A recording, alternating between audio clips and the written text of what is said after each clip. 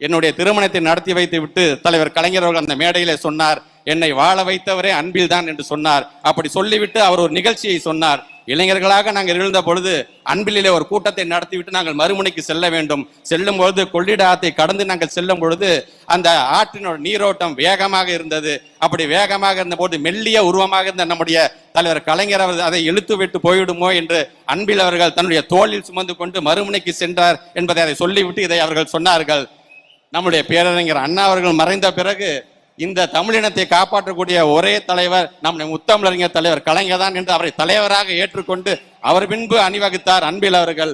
தலைவர் கலைஞர் வழியிலே இந்த சமுதாயம் ஏற்றப்படவும் இந்த தமிழினம் இந்த திராவிட இனம் பாதுகாக்கப்பட வேண்டும் என்று சொன்னால் அது நம்முடைய செயல் தலைவர் தளபதியால் தான் முடியும் என்று அன்பில் பொய்யாமொழியார்கள் உங்களை பின்தொடர்ந்தார்கள். ஆக அந்த வகையிலே தலைவர் கலைஞர் வழியிலே அதே போல் நம்முடைய செயல் தலைவர் வழியிலே இந்த மக்களுக்காக இந்த சமுதாய மக்களிற்காக தமிழ் மக்களிற்காக இந்த இனத்திற்காக எந்த ஒரு இளைஞன் உண்மையாக போராடுகிறானோ அவனை தோளில் சுமக்கின்ற அன்பில் குடும்பத்தை சார்ந்தவன் என்கின்ற அந்த பெருமையோடு இந்த மேடையில் நான் நின்று கொண்டிருக்கின்றேன்.